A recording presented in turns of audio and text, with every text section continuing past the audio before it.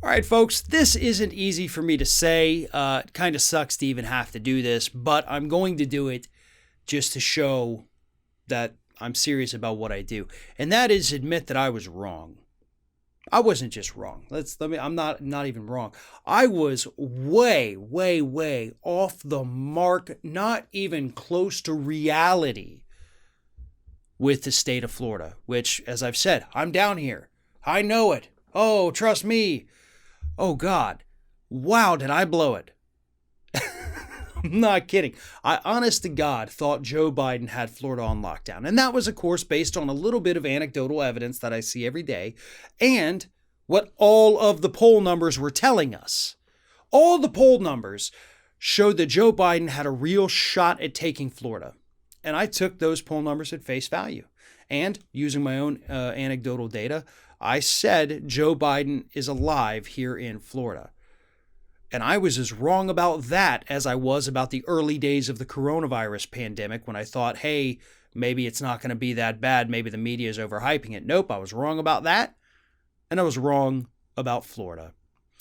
And now I've come to the kind of sad conclusion at this point that Florida may be a lost cause for Democrats. The population, the changing demographics in Florida are not benefiting the Democratic Party. Republicans do have a stranglehold on this state. They have a hold, they have the upper hand, they have the advantage with the talking points. You know, the scary socialism monster that does resonate very well with our huge Cuban population here. So I don't know how you defeat it. I don't know if you waste your time trying to defeat it anymore. Joe Biden spent a lot of money down here. Mike Bloomberg came and spent a lot of money down here. Trump spent a lot of time down here, and I think that may make a big difference too.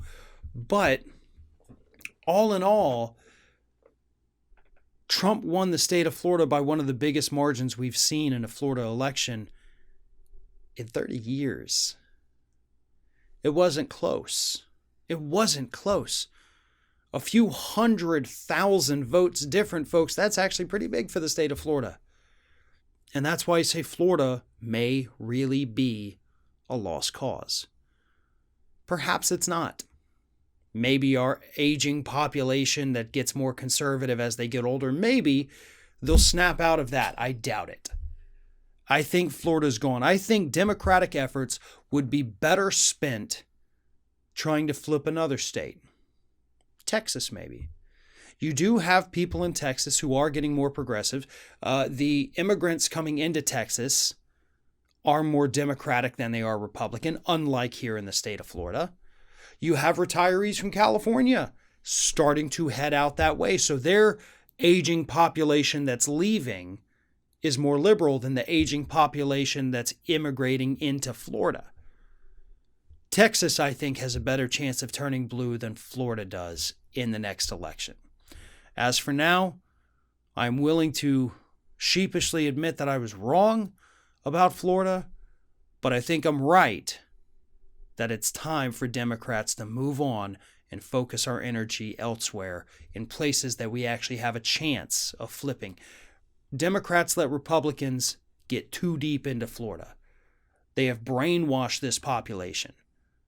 And I think for the next generation, Florida's lost.